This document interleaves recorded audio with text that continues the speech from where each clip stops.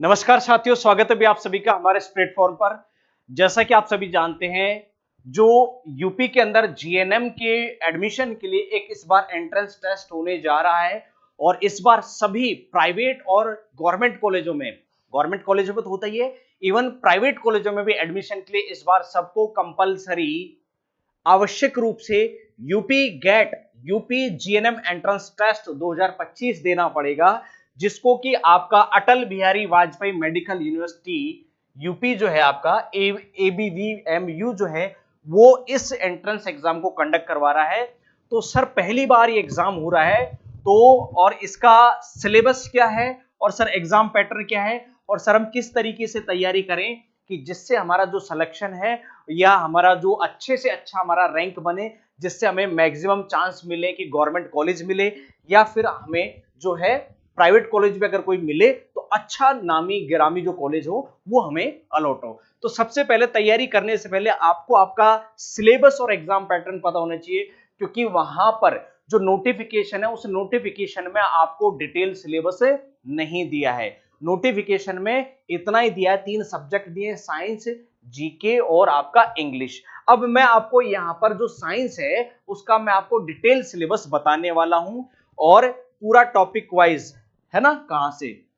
तो अभी तक आपने हमारे चैनल को सब्सक्राइब नहीं किया तो भाई चैनल को सब्सक्राइब कर लीजिए और नोटिफिकेशन ऑन रखिए, क्योंकि इस चैनल पर डेली फ्री लाइव क्लासेस चल रही हैं और आपकी ये जो एग्जाम्स होते हैं उनसे रिलेटेड जो इंफॉर्मेटिव जो होती है, इंफॉर्मेशन जो होती है वो हम आपके लिए लेकर के आते हैं।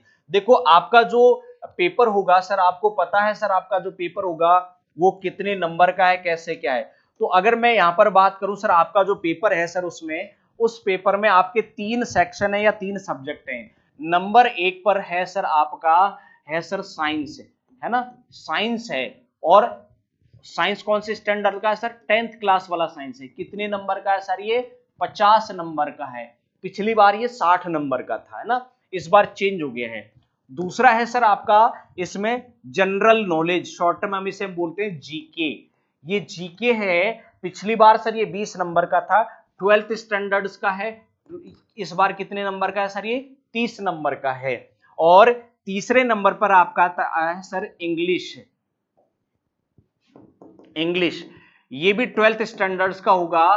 पिछली बार ये 20 नंबर का था, इस बार भी ये 20 नंबर का। इस तरीके से टोटल ये 100 मार्क्स का होता है। पिछली बार आपके साइंस के क्वेश्चन 60 थे और जीके के 20 थे, इस बार जीके के बढ़ा दिए, 30 कर दिए और साइंस के कर दिए 50। मतलब साइंस का वेटेज जो कर दिया 50% वेटेज।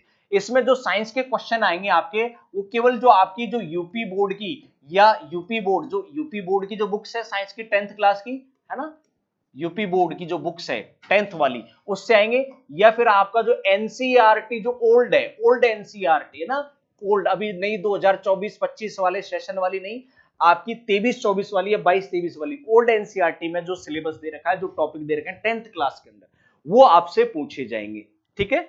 अब चूंकि आपका ये एग्जाम उत्तर प्रदेश में हो रहा है और उत्तर प्रदेश की मेडिकल यूनिवर्सिटी करवा रही है, तो यूपी बोर्ड में जो 10th क्लास में जो साइंस का जो सिलेबस चलता है वो सिलेबस आपके यहाँ पर आने वाला है।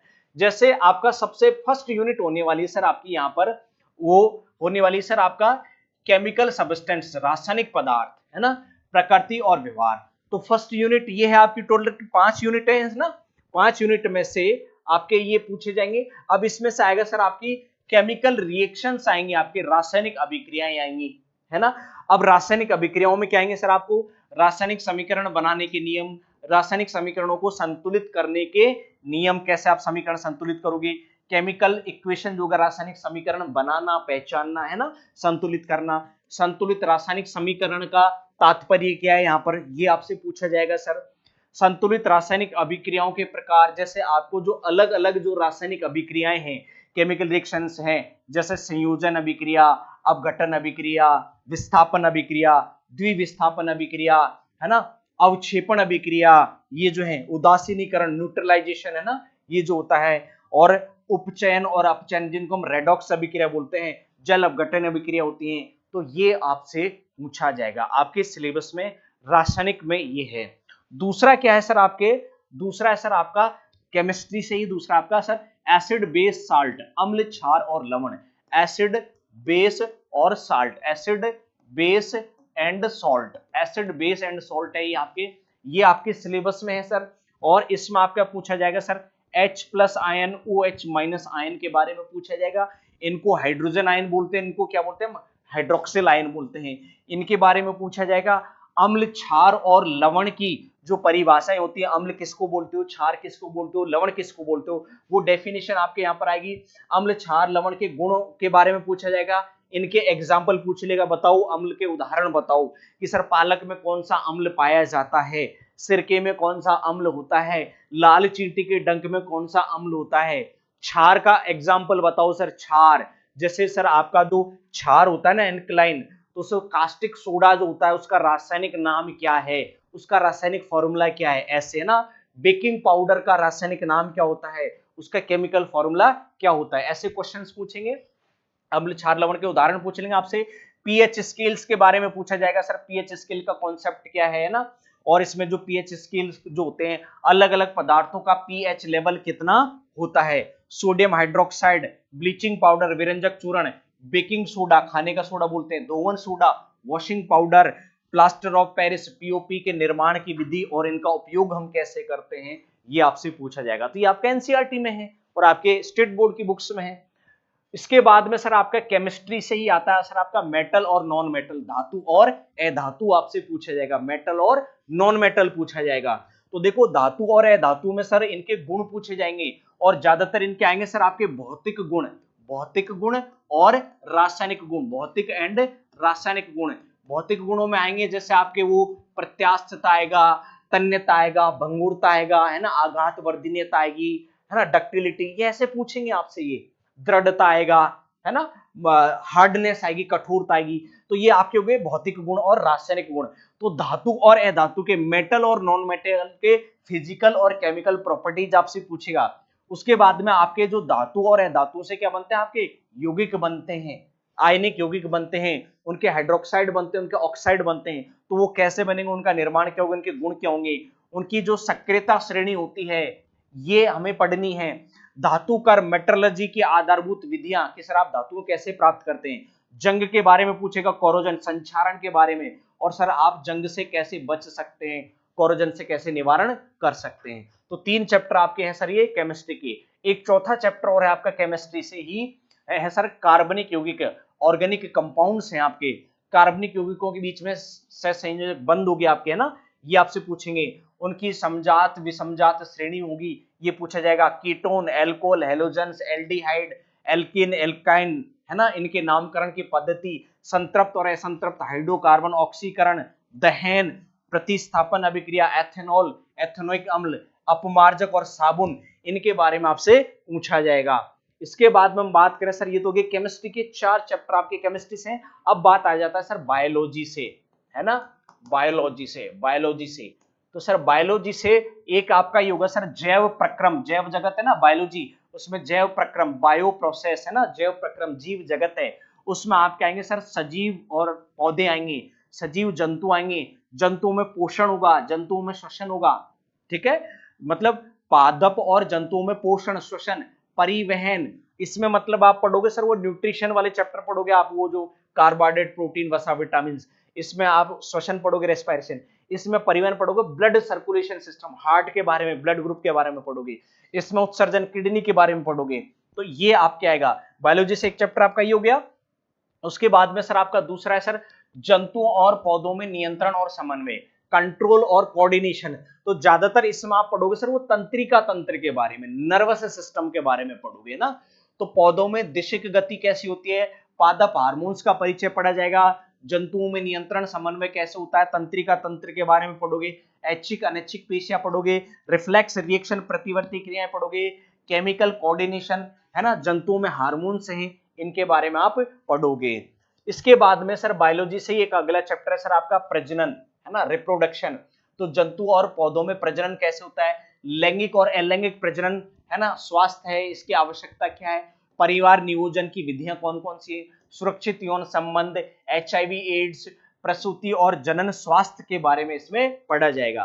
इसी से संबंधित आपका 4th चैप्टर है सर आपका आनुवांशिकता, हेरिडिटी, है ना, या जेनेटिक्स भी बोलते हैं इसको, है ना, ये है सर। तो इसमें आप आनुवंशिकता के बारे में पढ़ोगे, मेंडल के आनुवंशिकता के नियम पढ़ोगे, है ना, उनके वंशागति के नियम पढ़ोगे, लिंग निर्धारण के बारे में आप थोड़ा सा शॉर्ट में पढ़ोगे। ये आपका सिलेबस है सर। उसके बाद में सर आपका आ जाता है फिजिक्स से, आ जाइए सर, आपका फिजिक्स है ना, फिजिक्स फिजिक्स से सिर्फ 2 ही चैप्टर है आपके फिजिक्स से ना, प्राकृतिक घटनाएं, नेचुरल फिनोमिना है ना, प्राकृतिक घटनाओं में पहला जो चैप्टर है सर आपका ये है सर, वो लाइट वाला, प्रकाश वाला है ना, लाइट वेव, प्रकाश तरंगे वाला चैप्टर है ये, प्रकाश तरंग वाला चैप्टर आपका ये। तो सर ये प्रकाश का परावर्तन है ना, गोलीय दर्पणों द्वारा प्रतिबिंब का निर्माण, वक्रता केंद्र, मुख्य अक्ष, मुख्य फोकस, फोकस दूरी, मिरर फॉर्मूला और मैग्निफिकेशन यहाँ पर पढ़ा जाएगा। इसी से जुड़ा हुआ है आपका लाइट में आता है अपवर्तन आएगा, अपवर्तन के नियम आएंगे, अपवर्तनांक आएगा, लेंस के बारे में आप पढ़ोगे, अलग अलग तरीके के लेंसों के बारे में आप पढ़ोगे, लेंसों से प्रतिबिंब कैसे बनते हैं, उनके प्रतिबिंब बनाने के जो नियम है, लेंस फॉर्मूला आप पढ़ोगे। उसके बाद में लेंस क्षमता, लेंस पावर के बारे में पढ़ोगे, लेंस के काम पढ़ोगे। उसके बाद में मानव नेत्र के बारे में आप पढ़ोगे सर, उसकी क्रियाविधि, नेत्र से संबंधित दोष, आई डिफेक्ट्स पढ़ोगे, उनको नेत्र दोषों को आप कैसे कैसे दूर करोगे, इनके बारे में आप पढ़ोगे, है ना। प्रिज्म के द्वारा प्रकाश का अपवर्तन मतलब इंद्रधनुष का निर्माण आप पढ़ोगे, प्रकाश का वर्ण विक्षेपण पढ़ोगे, प्रकाश का प्रकीर्णन पढ़ोगे, दैनिक जीवन में इसके प्रयोग क्या है, इनके बारे में आप पढ़ोगे। बहुत अच्छा चैप्टर है ये। तो फिजिक्स का एक चैप्टर हो गया। दूसरा हो गया सर आपका चैप्टर विद्युत वाला, है ना, इलेक्ट्रिसिटी या करंट वाला ना, इलेक्ट्रिक करंट, इलेक्ट्रिक करंट, विद्युत धारा बोलते हैं इसको हमें ना, विद्युत धारा, विद्युत धारा वाला चैप्टर आप इसमें पढ़ोगे। बहुत अच्छा चैप्टर आपका सर विद्युत धारा जो है। देखो इसमें आप पढ़ोगे सर विद्युत धारा, इलेक्ट्रिक करंट क्या होता है, पोटेंशियल डिफरेंस, विभवांतर क्या होता है, ओम का नियम क्या है, इसके बारे में आप पढ़ोगे। रेजिस्टेंस क्या होता है, रेजिस्टिविटी, प्रतिरोधकता क्या होता है, जिन चीजों पर प्रतिरोध निर्भर करता है उनके बारे में हम पढ़ेंगे। प्रतिरोधों का, रेजिस्टेंस का कनेक्शन करोगे, श्रेणी क्रम संयोजन, समांतर क्रम संयोजन, सीरीज और पैरेलल कनेक्शन पढ़ोगे। दैनिक जीवन में इनका उपयोग क्या है, प्रतिरोधों का, विद्युत का दैनिक जीवन उपयोग क्या है, विद्युत का ऊष्मीय प्रभाव क्या पड़ता है, हीटिंग इफेक्ट। और आपको पता है विद्युत धारा के ऊष्मीय तापीय प्रभाव पर आधारित होते हैं आपका प्रेस, गीजर, आपकी पानी गर्म करने वाली रॉड, है ना, heater, electric kettle, toaster, microwave oven, ये सब आपके इस पर आधारित होते हैं। तो ऐसे आएगा। दैनिक जीवन में इसका उपयोग क्या है, विद्युत शक्ति, इलेक्ट्रिकल पावर पढ़ोगे, पी, बी और आई और आर में रिलेशन आप पढ़ोगे। इसके साथ में आप सर विद्युत धारा का चुंबकीय प्रभाव पढ़ोगे, मैग्नेटिक इफेक्ट, मैग्नेटिक फील्ड, चुंबकीय क्षेत्र के बारे में आप पढ़ोगे, है ना। उसके बाद में चुंबकीय क्षेत्र पढ़ोगे, सोलेनॉइड के बारे में पढ़ोगे। उसके बाद में आप सर चुंबकीय क्षेत्र में धारावाही चालक बल के बारे में पढ़ोगे, फ्लेमिंग का left hand rule, right hand rule पढ़ोगे, घरेलू विद्युत परिपथ के बारे में आप पढ़ोगे, है ना। ये आपके इसमें इलेक्ट्रिक वाले चैप्टर में है। इसके बाद में सर एक आपका आ जाता है ईवीएस, एनवायरमेंटल स्टडी, पर्यावरण अध्ययन बोलते हैं इसको, पर्यावरण अध्ययन, एनवायरमेंटल स्टडी, ये आपका आ जाता है। इसके बारे में भी आप पढ़ोगे सर ये ईवीएस में ना। तो इसमें आप पढ़ोगे सर आपका पर्यावरण क्या है चारों तरफ, इकोसिस्टम, पारितंत्र क्या है, पर्यावरणीय समस्याएं क्या है, ओजोन परत का क्षय क्यों हो रहा है, इसके बारे में आप पढ़ोगे सर। अपशिष्ट जो कचरा होता है सर, वेस्ट प्रोडक्शन और उसका वेस्ट का मैनेजमेंट, अपशिष्ट को कैसे निपटाओगे, ये जैव निम्नीकरण जो होंगे आपके, है ना, और अजैव निम्नीकरण पदार्थ कौन कौन से, इनके बारे में आप पढ़ोगे। तो कुल मिलाकर के ये है सर आपका सिलेबस, साइंस का कंप्लीट सिलेबस 50 नंबर का। जीके में अगर मैं बात करूं सर, जीके में ना सर, जीके में क्या आएगा, देखो जो जीके होगा ना आपका, जीके जो कि आपका 30 नंबर का है, उसमें मेनली आपका क्या आएगा सर, इंडिया जीके आएगा, इंडिया जीके। अब इंडिया जीके में आपका क्या आएगा सर, इंडियन ज्योग्राफी आएगी, इंडियन ज्योग्राफी, भारत का भूगोल आएगा, इंडियन हिस्ट्री आएगी, भारत का इतिहास आएगा, इंडियन पॉलिटी आएगी, है ना, इकोनॉमिक्स आएगी, थोड़ा सा आपके कहेंगे कंप्यूटर के भी क्वेश्चन आएंगे इसमें ना, आपके कंप्यूटर फंडामेंटल के। तो ये आपका sir history, geography, polity, economics और कंप्यूटर, ये आपका है सर ये जनरल नॉलेज का। थोड़ा बहुत इसमें से आपसे करंट अफेयर्स के भी क्वेश्चन पूछ सकता है, क्योंकि इस बार आपका जीके का वेटेज बढ़ा दिया है, 20 नंबर से बढ़ा करके कितना कर दिया, 10 नंबर का। और जो आपका जो तीसरा इंग्लिश है, तो इंग्लिश में भी जो कंपटीशन वाली जो इंग्लिश ग्रामर होती है, जनरल एसएससी वगैरह में जो चलती है, वो आएंगे। इस तरीके से ये आपका जो है यूपी गेट 2025 का सिलेबस है। अब आपके पास टाइम बचा सर 1 से 1.5 महीने का, तो आप तैयारी कैसे करेंगे? तैयारी देखो इस तरीके से करेंगे। तो हमने इसके लिए यूपी जीएनएम एंट्रेंस टेस्ट के लिए, यूपी गेट के लिए हमने live plus VOD course launch कर दिया है।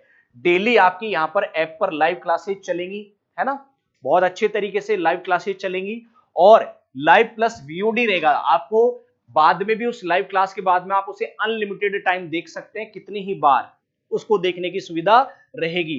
तो ये आपको कोर्स अवेलेबल है, बहुत मिनिमल प्राइस में आपको ये कोर्स मिल रहा है। अभी इस पर जस्ट हमने ऑफर लॉन्च किया सर, मात्र 499 रुपए में आपको ये कोर्स मिल रहा है, live plus VOD complete syllabus का।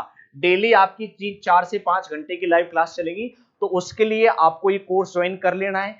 साथ में अगर आप यूपी गेट के लिए टेस्ट सीरीज ज्वाइन करना चाह रहे हैं, तो यूपी जेएनएम के लिए आपका जो एनसीईआरटी वाले क्वेश्चन होंगे, क्योंकि एनसीईआरटी से ही क्वेश्चन बनेंगे आपके पूरे ना, वो जीके के और इंग्लिश के टॉपिक वाइज टेस्ट आपको मिलेंगे। लगभग आप मान के चलिए इसमें लगभग आपके सर इसमें लगभग 15,000 प्लस क्वेश्चन होंगे इसके अंदर, इतने एमसीक्यू होंगे, और आपके लगभग 300 या 400 प्लस टेस्ट होंगे इसमें, आपके इतने टेस्ट आपको देखने को मिलेंगे। तो आप टेस्ट सीरीज भी ज्वाइन कर सकते हो। कहां से ज्वाइन करोगे सर? ये हमारा ऐप है सर, क्लासपीडिया के नाम से ऐप है, ये प्ले स्टोर पे आपको मिल जाएगा, वहां से आप इस ऐप को डाउनलोड कीजिए, या आपको इस ऐप का जो लिंक है वो वीडियो के डिस्क्रिप्शन में मिल जाएगा। और क्लासपीडिया edu हमारी वेबसाइट है, classpedia.edu.in, है ना, classpedia.edu.in ये वेबसाइट है। यहां से भी आप कोर्स ज्वाइन कर सकते हो, यहां से भी आप ऐप को डाउनलोड कर सकते हो, तीनों चारों जगह से आप ऐप को डाउनलोड कर सकते हो और वहां से कोर्स ज्वाइन कर सकते हो। क्लास आपकी स्टार्ट हो चुकी है ऑलरेडी, फ्री लाइव क्लासेज आपके चैनल पे चल रही है, उसके लिए आप हमारे चैनल को सब्सक्राइब कर लो, नोटिफिकेशन ऑन कीजिए, है ना। वहां से आपकी डेली इवनिंग में फ्री लाइव क्लासेज भी चल रही हैं। और कोर्स ज्वाइन, अब आपके पास इतना टाइम बचा नहीं है, तो पहली बार आपका ये एग्जाम हो रहा है, तो आपको ये भी एक्सपीरियंस नहीं है कि सर इस बार क्वेश्चन कैसे बनेंगे ना, फर्स्ट टाइम एग्जाम हो रहा है यूपी गेट का एंट्रेंस एग्जाम का। तो इसके लिए आपको हम पूरा एनसीईआरटी से और यूपी बोर्ड की जो बुक्स है स्टेट बोर्ड की, उन बुक से मैटर आपको यहाँ कंसल्ट करके पढ़ाया जाएगा, और आप उनको मैच कर सकते हो, एक एक लाइन को आपको एनसीईआरटी की किताब में ऐसे कैसे वो देखने को मिल जाएंगी। मेरे साथ बने के आज की वीडियो में बस इतना ही। मिलते हैं आपसे इसी तरीके के और नए इंफॉर्मेटिव वीडियो में, उसके लिए आप हमारे चैनल को सब्सक्राइब कर लीजिए, नोटिफिकेशन ऑन रखिए। नमस्कार, जय हिंद।